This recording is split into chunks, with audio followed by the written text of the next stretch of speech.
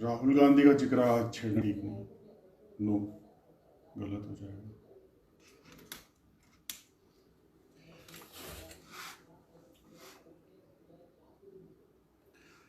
सभी दोस्तों को मेरी नमस्कार, राम राम। और आज हम एक बहुत ही महत्वपूर्ण बात करने जा रहे हैं। अभी किसान आंदोलन का नेतृत्व संयुक्त किसान मोर्चे ने संभाल लिया है। राकेश टिकैत शायद एक कदम पीछे कर दिया गया है और अभी जो सरदार हैं पंजाब के किसान नेता, वे आगे आ गए, उन्होंने कमान संभाल ली है। तो सबसे पहले तो राकेश टिकैत के गलत बयान की बात करते हैं। राकेश टिकैत के गलत बयान की बात करते हैं। अभी राकेश टिकैत अभी भारत के कृषि मंत्री नरेंद्र तोमर ने कहा कि हम बातचीत करना चाहते हैं।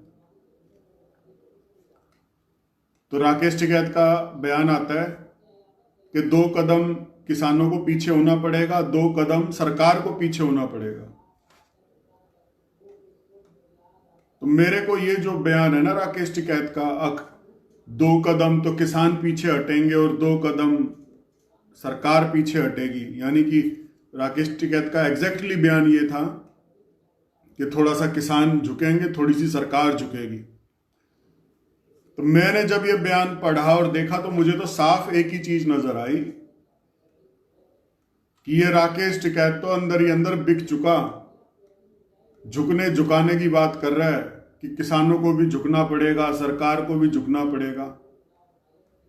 तो ये बिल्कुल इस तरह का बयान है इस आदमी का कि साफ लग रहा है कि ये शुरू से ही मौका ढूंढ रहा था कि किसी तरह से सरकार को मैं रास्ता दे दूं किसान आंदोलन को हैंडल करने के लिए। मैं इसकी बात से सहमत नहीं हूं। अब इतने दिन हो गए, 8 महीने 9 महीने हो गए आंदोलन में बैठे हुए, 500 से ज्यादा किसानों की शहादत हो चुकी और सड़क पे बैठना कोई हंसी मजाक नहीं है। सड़क पर बैठ के आंदोलन कर रहे हैं दिन रात किसान, तो एक बहुत बड़ी बात है। तो मैं एक ही बात कहूंगा हर किसान भाई से कि बिल्कुल भी झुकना नहीं है, सरकार के सामने बिल्कुल भी नहीं झुकना। तीनों कानूनों को रद्द करवाना है और एमएसपी पे कानून बनवाना है। यही चीज है फाइनल। जो झुका झुकी करनी होगी सरकार करेगी, सरकार झुकेगी। अगर भारत के प्रधानमंत्री नरेंद्र मोदी कोई कानून बनाना चाहते हैं तो किसानों से सलाह मशवरा करके बनाए कानून, किसी को कोई दिक्कत नहीं है। जिस कानून पर हर किसान सहमत हो जाए उस कानून को बनाओ। एमएसपी आज तक बिना कानून के मिलती आ रही है और अब किसान को डर लगने लग गया है कि पता नहीं भविष्य में एमएसपी मिलेगी कि नहीं मिलेगी। इसलिए किसान जो है देश का, वो एमएसपी पे कानून की जिद कर रहा है। ये एमएसपी पे कानून बनाने की जिद इसलिए नहीं कर रहे कि हमने किसान ने किसी को परेशान करना है। एमएसपी पे कानून बनाने की जिद इसलिए कर रहा है किसान कि अब इस तरह के कानून बनते जा रहे हैं जिसमें कॉरपोरेट वर्ल्ड की एंट्री होती हुई दिख रही है। अडानी अंबानी जैसे बड़े बड़े उद्योगपतियों की एंट्री होती हुई दिख रही है कृषि क्षेत्र के अंदर। तो देश का किसान जो है वो अपनी फसल के मूल्य को कानूनी रूप से सुरक्षित करना चाहता है। इतनी सी बात है। आज तक भारत में फ्रॉम 1962 से लेके आज तक कृषि में कॉरपोरेट वर्ल्ड नहीं घुसा था जिस तरह से अब घुसने के लिए लकलका रहा है। तो कानून बनाने के बारे में भी मांग नहीं उठी, लेकिन अब जिस तरह के 3 कानून मोदी जी लेके घुस आए कृषि क्षेत्र में, तो उन कानूनों को पढ़ के देख के एमएसपी पे कानून बनाने के बारे में किसान को होश आया कि अपना एमएसपी पे कानून बनवा लो। कम से कम कोई भी व्यक्ति फसल खरीदेगा तो उचित मूल्य पर तो फसल बिक जाएगी। इसलिए एमएसपी पे कानून की जिद किसान पकड़े हुए हैं और ये जिद बिल्कुल जायज है। पता चला कल को बाजार में कोई किसी भी तरह का पैरामीटर नहीं है और किसान को लूटा जा रहा है हर तरह से फसल के भावों को लेके। अभी एमएसपी पे क्या गोरख धंधा चल रहा है। एमएसपी पे यूपी में, राजस्थान में, मध्य प्रदेश में, यहां पे एमएसपी का कोई फंडा नहीं है। बिहार में तो गेहूं जो है वो बहुत सस्ता मिलता है, तो हरियाणा पंजाब का आड़ती महंगे दामों पर एमएसपी मतलब महंगे वहां से सस्ती खरीद लाता है, उन राज्यों से, बिहार से, झारखंड से, मध्य प्रदेश से, यूपी से, राजस्थान से गेहूं सस्ता खरीद लिया जाता है। और फिर हरियाणा में और पंजाब में आके आड़ती जो है एमएसपी पे बेचता है गेहूं को महंगे दामों पे, वहां से खरीद के लाता है 1500 रुपये, 1700 रुपये, 1600 रुपये, कहीं कहीं तो कई बार तो 1200 रुपये क्विंटल भी खरीद लेता है, यहां पे आके बेचता है 1975 रुपये। तो ये गोरख धंधे चल रहे हैं। अभी जब पूरे देश में एमएसपी कानून लागू हो जाएगा, जब पूरे देश में एमएसपी का कानून लागू हो जाएगा तो बिहार में भी गेहूं जो है 1975 बिकेगा, झारखंड में भी 1975 रुपये बिकेगा। तो हरियाणा पंजाब पे जो ये घपलेबाजियों का दबाव बना हुआ है कि आड़ती बाहर से सस्ता खरीदते हैं, फिर यहां हरियाणा पंजाब में लाके महंगा बेचते हैं, तो ये घपला भी बंद हो जाएगा। जब कोई आड़ती 1975 से कम पे खरीद ही नहीं पाएगा इंडिया में कहीं पे भी एमएसपी पे कानून बनने की वजह से, तो ये घपला भी बंद हो जाएगा। कोई आड़ती मूर्ख थोड़ी ना है जो 1975 रुपये में बिहार से खरीद के लाएगा या राजस्थान से खरीद के लाएगा, यूपी से खरीद के लाएगा और फिर उस गेहूं को हरियाणा में 1975 में ही बेचेगा। उसको लाने में ट्रक का खर्चा लग जाएगा और भी 36 तरह के टंटे आ जाएंगे, तो घपला बंद हो जाएगा। सब ईमानदारी की रोटी खाएंगे, जो भ्रष्टाचार अभी चल रहा है वो फिनिश हो जाएगा। तो एमएसपी का कानून जो है भ्रष्टाचार को भी खत्म करेगा। मैं अपने हर किसान भाई को ये बताना चाहता हूं, एमएसपी का कानून सिर्फ फसल के भाव की रक्षा नहीं करेगा। एमएसपी का भाव जो है पूरी इंडिया में जब लागू होगा तो फिर ये दूसरे राज्यों से गेहूं लेके आना और बेचना महंगा, मतलब ये घपलेबाजी बंद हो जाएगी। सरकारी अफसर जो होते हैं, मंडी मार्केटिंग अफसर जो होते हैं, उनकी दिहाड़ी बंद हो जाएगी। जो विधायक मंडियों से 8-8 लाख रुपए महीना लेते हैं सीजन के टाइम पे, उनकी दिहाड़ी बंद हो जाएगी। तो एमएसपी पे कानून जो है वो फसल के भाव की रक्षा तो करेगा ही करेगा, साथ ही देश से एक बहुत बड़ा भ्रष्टाचार भी खत्म करेगा, जिस भ्रष्टाचार की वजह से नेता, अफसर, आड़ती, मतलब पूरा सिस्टम बहुत गजब की कमाई करता है। हजारों लाखों करोड़ का धंधा है। हम मतलब हमारी समझ से तो ऊपर ही है कि कितनी रकम है, कैलकुलेट करनी मुश्किल है। तो अभी मैं ये कह रहा हूं, राकेश टिकैत का जो बयान है ना कि जी थोड़ा सा किसान झुकेंगे, थोड़ा सा सरकार झुकेगी, तो भाई इस राकेश टिकैत को साइड में बिठा दो। अब तू भाई एक काम कर, साइड में बैठ जा, क्योंकि किसान की मांग जो है वो अटल है। अगर आज किसान झुक गया तो समझ लो सरकार ने किसान के मुंह पे थूक दिया। मेरी बात को गंभीरता से लेना, किसानों को झुकना नहीं है। अब इतने दिन हो गए बैठे हुए, तो और सही लड़ाई आखिर तक चलेगी। एमएसपी पे कानून चाहिए और तीनों कानून एक बार तो रद्द होने चाहिए। अगर कोई कानून सरकार बनाना चाहती है किसानों के हित में या किसानों की आय डबल करने के मामले में, तो किसानों से सलाह मशवरा करके बनाए कानून। कौन रोकता है? कोई नहीं रोकता। लेकिन एमएसपी पे कानून तो चाहिए ही चाहिए। तो राकेश टिकैत की इस बात पे, अरे तेरे को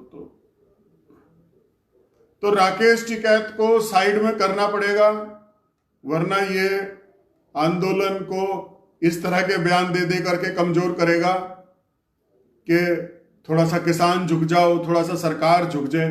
भाई किसान झुकेगा तो क्या झुकेगा? किसान यही झुकेगा कि ठीक है जी हम अपना आंदोलन वापस ले लेते हैं, यूं है वो, कुछ इस तरह की बातें होंगी।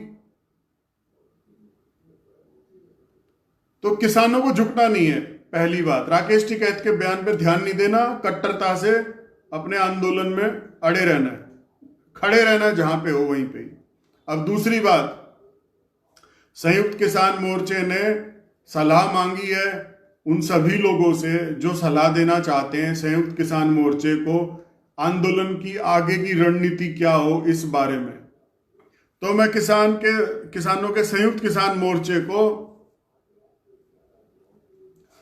मैं एक मिनट राहुल कुमार जी की कमेंट पढ़ लूं। ये लिख रहे हैं कि फोगाट साहब इस फीड में कई वाक्य भी आए हैं। मैं समझ नहीं पाया राहुल जी आपकी बात। और राहुल कुमार जी लिख रहे हैं कि चढ़ूनी और टिकैत अब बस फेम चाहते। टिकैत को तो आंदोलन से साइड ही कर दो, क्योंकि टिकैत का प्रभाव तो जीरो से भी कम है, माइनस में है। आज टीवी पे नतीजे चल रहे हैं कि यूपी में भाजपा पंचायत के चुनाव जीत गई है। अब पंचायत के चुनाव कोई नगर पालिका के चुनाव तो होते नहीं, पंचायत के, गांव की पंचायत के चुनाव, कोई नगर पालिका का चुनाव थोड़ी ना होता है कि शहर के लोगों ने वोट डालनी है जी। अब गांव के लोगों ने अपनी पंचायतों का चुनाव किया था और उसमें गांव के लोगों ने, किसानों ने, गांव में रहने वाले निवासियों ने बीजेपी को वोट ठोका है, बीजेपी के उम्मीदवारों को। क्या धंधन है टिकैत की वैल्यू यूपी में, देख लो अब खुद ही, मेरे बोलने की तो जरूरत ही नहीं है। राकेश टिकैत के बारे में तो मैं एक ही बात कहूंगा, दिहाड़ी पे आया हुआ नेता लगता है, इससे ज्यादा कुछ नहीं है भाई। यूपी में आज टीवी चला के खुद ही देख लो, बता रहे हैं जी पंचायत चुनाव में यूपी में बीजेपी के उम्मीदवार जीत गए। अब बीजेपी के उम्मीदवार जीत गए तो राकेश टिकैत की क्या धंधन हवा है, खुद सोच लो, समझ लो आप, मेरे बताने की क्या जरूरत है। इसका धेले का रसूख नहीं है यूपी में, जब गांव के चुनाव में ही बीजेपी जीती बैठी है। लेकिन अभी मैं बात करूंगा कि संयुक्त किसान मोर्चे को मैं क्या सलाह देना चाहता हूं, क्योंकि उन्होंने सबसे सलाह मांगी है तो मैं भी अपनी सलाह दे देता हूं। संयुक्त किसान मोर्चे से मैं एक ही बात कहना चाहता हूं कि हे सम्मानित मंच, टिकरी बॉर्डर पे, सिंगू बॉर्डर पे या गाजीपुर बॉर्डर पर ना बैठे रहे। वो तो फिर एक ठहरा हुआ पानी हो गया, और ठहरा हुआ पानी सड़ने लग जाता है, काई पड़ जाती है, कीड़े पड़ जाते हैं। तो अपने को आंदोलन मूवमेंट में रखना है, आंदोलन चलता रहना चाहिए।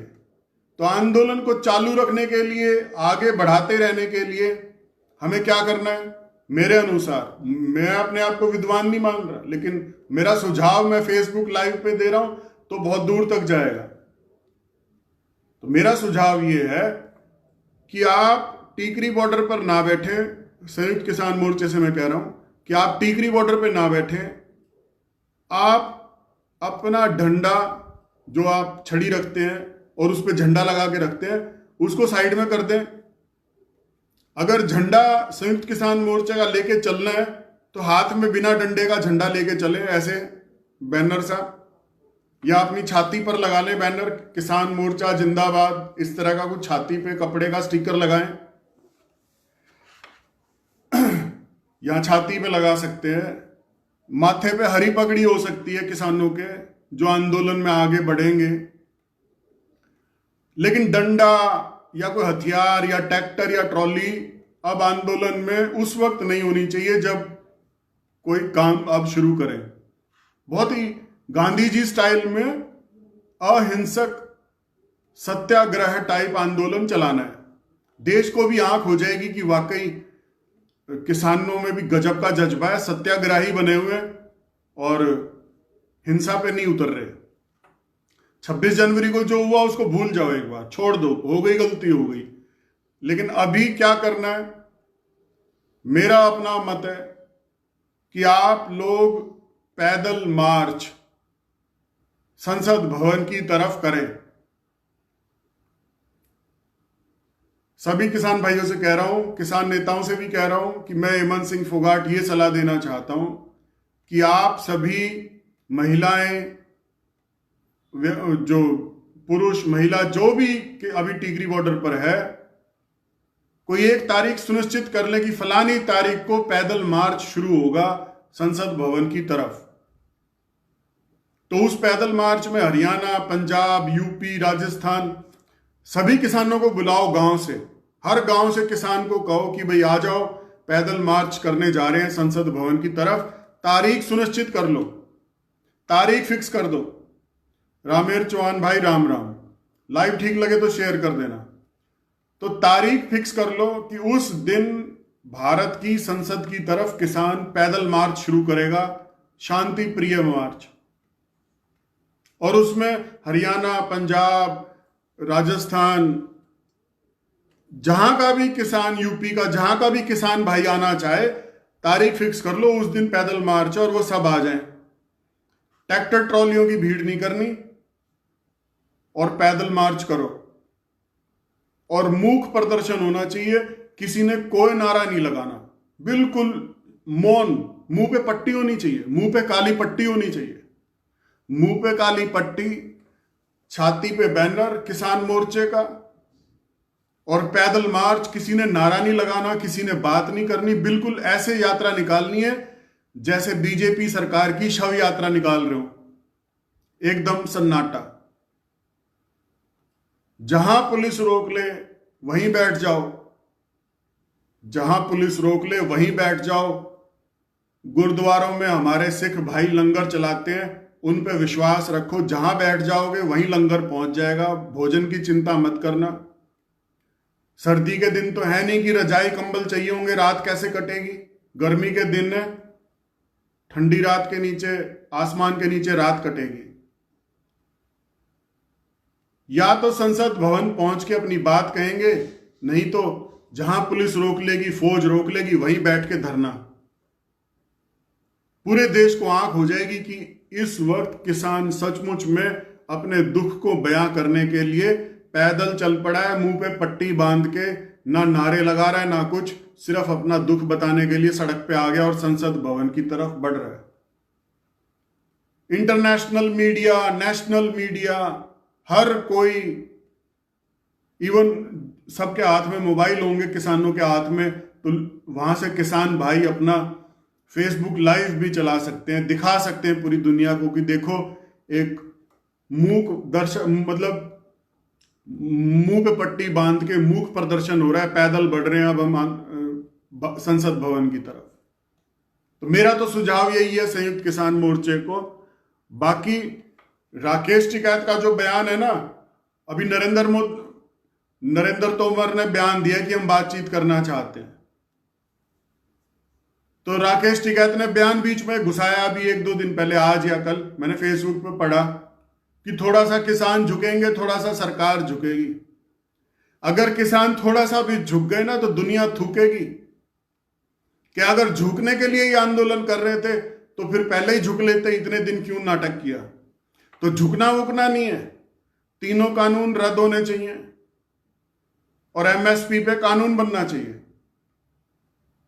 तब मामला जो है खत्म। तो मैं इतनी सी बात कहने आया था। मेरा लाइव अच्छा लगे, मेरी बात ठीक लगे, मेरी बात से सहमत हो आप थोड़ा बहुत, तो इसको शेयर कर दीजिएगा। और बाकी राकेश टिकैत से बच के चलना, सभी किसान भाइयों से कह रहा हूं, आंदोलन की मां बहन एक हो जाए बाद में इसके दम पर, तो ये हैरानी मत करना।